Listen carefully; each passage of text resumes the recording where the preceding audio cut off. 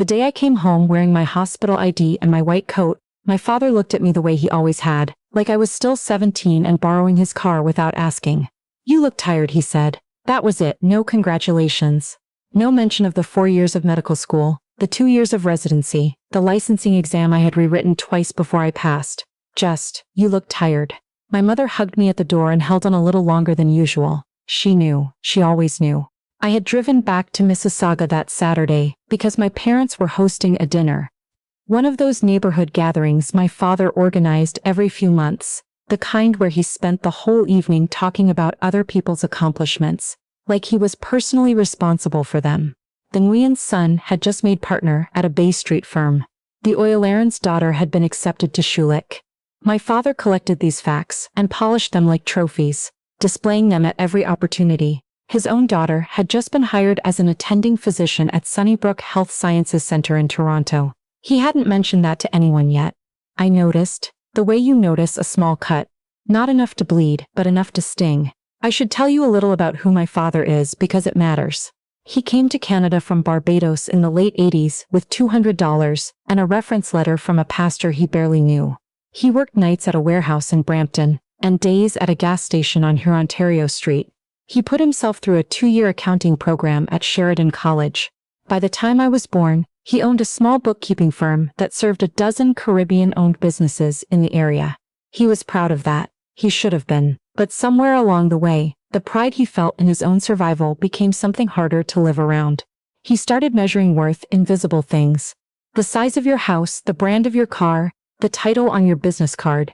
He respected the Nguyen boy because he worked at a firm with a glass tower downtown. He respected the Oileran girl because Schulich had a reputation. He respected things that were legible to other people at dinner parties. My path had never been legible to him. When I told him I wanted to go into medicine, he asked me if I had considered accounting instead.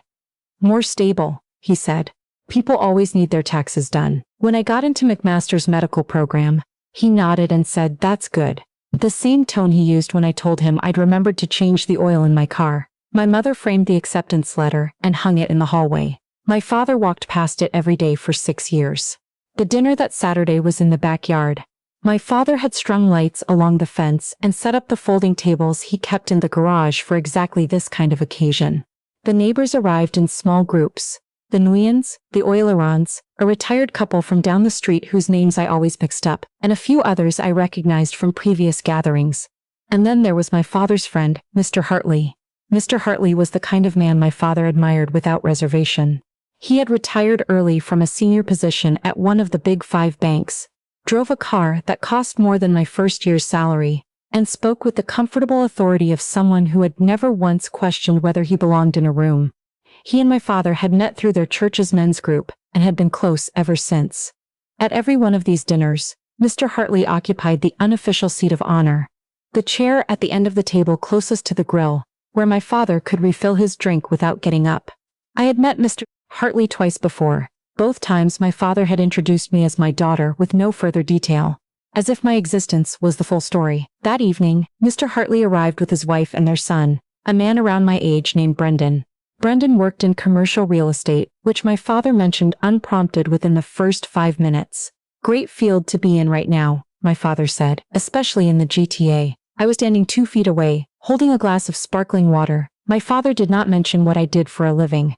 I smiled. I had a lot of practice at that. Dinner moved the way those evenings always did. Slowly, pleasantly, with conversation drifting between housing prices and grandchildren, and the best route to avoid the 401 on a Friday afternoon. I sat beside my mother and let the evening wash over me. I had learned not to need anything from those dinners. I had learned, over many years and many similar evenings, to arrive with low expectations and leave without bitterness. But then, Mr. Hartley's wife leaned across the table and asked me, in the polite, slightly cautious way that people sometimes do when they sense they've missed something, "And what is it that you do, dear?" Before I could answer, my father cut in. "She works at a hospital," he said. "The way you'd say she volunteers on weekends or she's still figuring things out. Vague. Minimizing. Technically true in the way a lake is technically wet." "Oh, that's lovely," Mrs. Hartley said and turned back to her conversation. I felt my mother's hand close briefly around my wrist under the table. I didn't say anything. I picked up my fork and took a bite of rice. but something had shifted in me, quietly like a door settling on its shs. I had spent years convincing myself that I didn't need my father to be proud of me out loud. That I had built my life for myself, not for his dinner party approval. I believed that mostly, I still believe it. What I hadn't fully reckoned with was how much it hurt to be made smaller in front of other people. Not erased, he hadn't lied, but flattened, reduced. She works at a hospital. The way you'd describe a parking attendant or a gift shop cashier, with no cruelty intended and no recognition given. The evening was winding down when it happened. I had stepped inside to help my mother bring out dessert, butter tarts and a rum cake she'd made from scratch, the kind my grandmother used to make back home. We were in the kitchen, just the two of us, and my mother was cutting the cake with the careful attention she gave to everything she cooked. "He means well," she said without looking up. "I know," I said. "He just doesn't know how to say it." "I know that too." She looked at me then.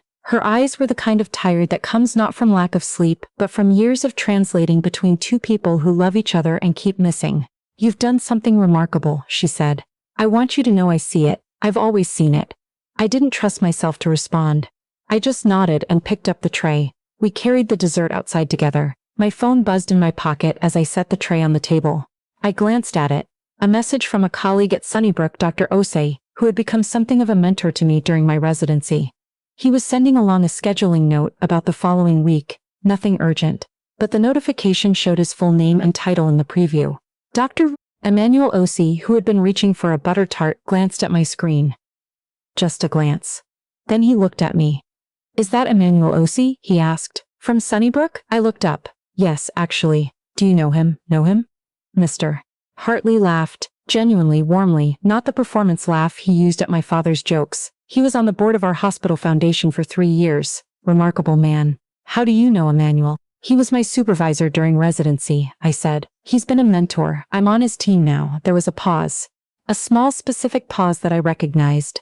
The kind that happens when information rearranges itself in someone's mind. "You're on his team," Mr. Hartley repeated. "You're an emergency physician?" "Attending physician," I said. "I started at Sunnybrook in the spring."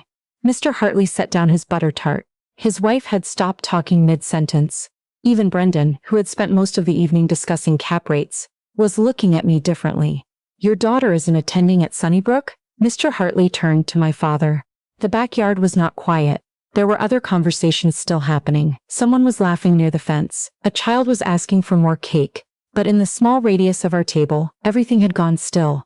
My father opened his mouth, closed it, and then said with a smile I had never quite seen on his face before, "Yes, that's right." As if he had been saying it all along, as if he hadn't said she works at a hospital like it was a footnote. Mr. Hartley shook his head slowly. "You must be so proud," he said. My father said yes. He said yes with the ease of a man who had been proud all along, and had simply forgotten to mention it. I looked at my mother. She was looking at the rum cake, but her mouth had the very faint suggestion of a smile. I didn't feel triumphant in the way I might have expected. I had imagined, in those small private fantasies that most people carry around and never admit to, that a moment like this would feel like something snapping into place, a door finally opening. But sitting there in the warm September evening, with the string lights reflecting off the glasses and the smell of my mother's cake in the air, what I felt was mostly tired. Not the tired my father had noticed when I arrived. Something older than that. I thought about the years I had spent making myself smaller to fit inside his approval. The times I had softened my language at family dinners, not physician, just doctor stuff, not attending, just I'm at the hospital now. I had learned to shrink the story because the full story made him uncomfortable in a way I could never entirely understand. Later, after the guests had gone home, and my mother was washing dishes, and my father was folding the tables back into their flat storage position in the garage, I went to help him. We worked in silence for a few minutes, the way we always did. My father and I had never been people who filled silence well together. Our silences were the kind that accumulate over years, not hostile exactly but layered, full of things that hadn't been said. He folded the last table and leaned it against the wall. Then he turned to me and said, without preamble, Hartley was impressed. I noticed, I said. Another silence. The garage smelled like motor oil and the old hockey equipment I had long outgrown. I don't always know how to talk about what you do, he said. It came out carefully, the way he spoke when he was trying to be honest and found the words unfamiliar. The medical stuff. The titles. I don't always know what it means. I had not been expecting that. At a good hospital. Doing work. That matters. He nodded slowly. Your mother always understood it better than me. She paid attention. I didn't say it unkindly, but I didn't soften it either. He looked at me for a moment. Something moved across his face that I didn't have a name for. Not guilt, exactly, but something in that neighborhood. Something like recognition arriving somewhere it had taken a very long time to find. You've done well, he said. I should say it more. It wasn't an apology. I don't know if he's capable of apologies. Not the real structured kind that people give in movies, with eye contact and the right words and a clean ending. But it was something. It was real in the way that small imperfect things can be real. You can start now, I said. If you want. He almost smiled. Not quite, but almost. I drove back to my apartment in Toronto that night, a one-bedroom in Leslieville that I had furnished slowly, piece by piece, in the years since residency. I had a comfortable couch I'd found at a consignment shop on Queen Street. A good coffee maker. Plants that had, against all expectations, survived the winter. A life that was entirely my own. I sat at the kitchen table for a while after I got home, not quite ready to sleep. I thought about something one of my attendings had told me during my first year of residency. On a particularly brutal overnight shift when nothing had gone right, and I was close to the edge of what I thought I could handle. She had looked at me across the nursing station. This woman who had seen everything and remained steady through all of it, and she had said, "The people who doubted you don't get to take credit for the work you did anyway." I had written that down in my notebook. I still have it somewhere. Success, I'd come to understand, doesn't transform you. It doesn't make you more worthy than you were before. What it does, sometimes, in moments like that backyard dinner, is hold up a mirror to the people around you. It gives them a chance to see what they missed. Some people take that chance, some don't. My father, I thought, was somewhere in between. He was trying. Late, imperfect, without the right language, but trying. That would have to be enough. Not because I'd given up on wanting more, but because I had stopped organizing my life around waiting for it. I had built something real. A career that mattered. Patients who needed me. A home that was mine. I had done it while being dismissed. While being reduced to footnotes at dinner parties. While being introduced as "she works at a hospital," to men my father respected more than he respected his own daughter. And none of that, not 1 year of it, not one exam or overnight shift or licensing board letter, had been done for his applause. I made myself a cup of tea. I opened the window to let in the night air. Somewhere down the street, someone was walking a dog, and the sound of their footsteps on the sidewalk was ordinary and good. I was 32 years old. I was an attending physician at one of the best hospitals in the country. I had a plant that had survived a Canadian winter. I didn't need my father to announce that to his dinner guests to know it was true. But I'll admit, just to myself, in the quiet of my kitchen, that it felt something like a beginning. Not a resolution, not a forgiveness, just the first small step of something that had been a long time coming. Some doors open slowly. Some people need to see the limo pull up before they understand what they were looking at all along. The difference, I had finally learned, was that I didn't need to be standing there waiting for them to open it. I had walked through long before they arrived.